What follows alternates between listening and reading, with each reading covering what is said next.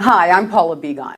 Today's Beauty Talk, and I'm going to be answering some of your questions. And the first one is, can diet affect dry skin, oily skin, breakouts? And the answer is yes, it absolutely can. As a matter of fact, surprisingly, it can eliminate the problem sometimes if allergies are the concerns, particularly when it comes to breakouts. So if you're allergic to nuts or salmon or milk or dairy products, or if you're allergic to gluten, then getting rid of those foods from your diet can make an amazing difference in the amount of breakouts you get. In terms of dry skin is generally less about the foods we eat. However, an anti-inflammatory diet, that's all the healthy foods you can think of, a diet loaded in antioxidants and omega-3, omega-6 fatty acids, rebuilds the surface of skin, rebuilds the support structures of skin, and can make skin look healthier. Now, it's not going to eliminate it all the time, but it absolutely can support the skincare products you use. Oily skin is much trickier when it comes to reducing the amount of oil that's produced by your pores, mostly because oil production is regulated by hormones, and diet generally doesn't impact hormone production. Male hormones, actually, is what causes oily skin. Androgens within the body generates oily skin. However, an anti-inflammatory diet, once again, can help reduce the problem. So yes, diet helps, but it helps along with a great skincare routine. The next question is what are the best ingredients you can find in skincare products to help rebuild collagen?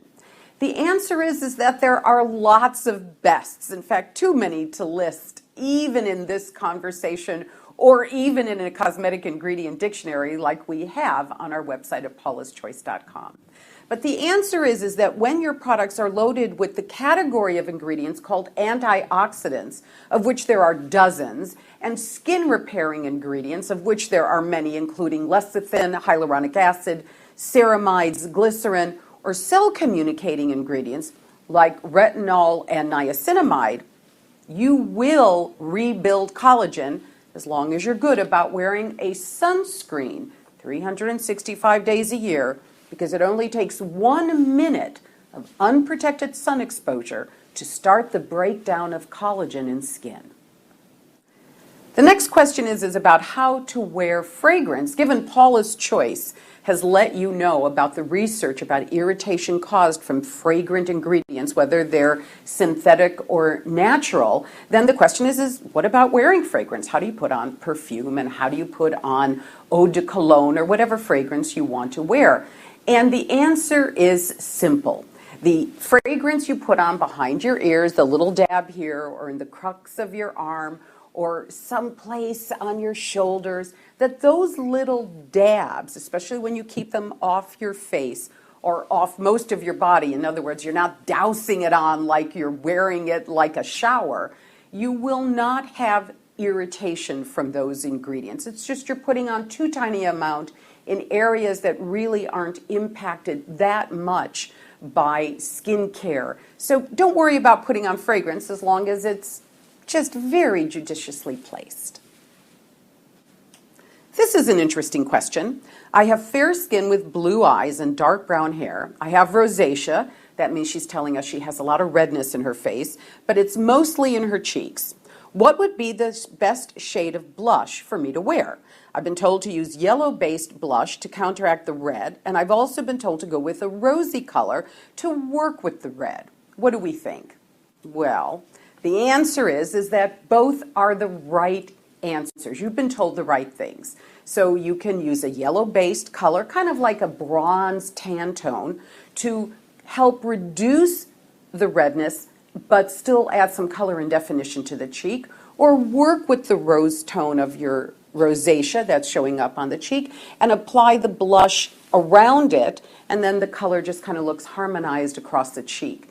The question is how does that look on you? How do one of those techniques look on you? Which means you have to experiment with the different techniques to see which one you like. The cosmetic counters are a great place to play. There's always Ulta and Sephora, of course, to test out the different looks. Try one on one side and the other one on the other. and see which one works best for your skin tone and the way you want your makeup to look every day. We've been getting questions about whether or not the Tria age-defying laser works like the lasers dermatologists have in their office, the one named Fraxel. And the answer is, it works pretty similar. They're the same nanometer wavelength, 1440. They go a different depth because at the dermatologist's office, they can increase the intensity. You cannot increase the intensity of the at-home Tria age-defying laser. So does it work? Yes, it absolutely works. Takes longer. You have to do more treatments. Less treatments if you have it done at the dermatologist's office. However, and this is a big however, it hurts. It hurts. You will get redness. You will see swelling sometimes. So you have to be very careful how you use it. But it takes repetitive treatments, and you will notice some amount of irritation. Some people, a lot of irritation. So approach this one cautiously. It does have a 90-day return policy. Start using it right away, because if you're not happy with how it hurts and what kind of results you get, meaning the irritation and swelling lasts longer than you want, then you want to be able to return it. The question about whether or not the Tria age-defying laser works better than tretinoin or retinol or other skincare products, the answer is there's no relation. What the Tria age-defying laser or any lasers that are done, procedures that are done at the dermatologist's office have nothing to do with great skincare. Just like exercise doesn't eliminate the need for a great healthy diet, using laser procedures, whether they're at home or at dermatologist's office, doesn't change the benefits that a daily brilliant skincare routine does for you. Thank you for joining me today for Beauty Talk. I'm Paula Begon, and next week there'll be another member of my team to talk to you and answer your questions about skincare and makeup. Thank you for listening.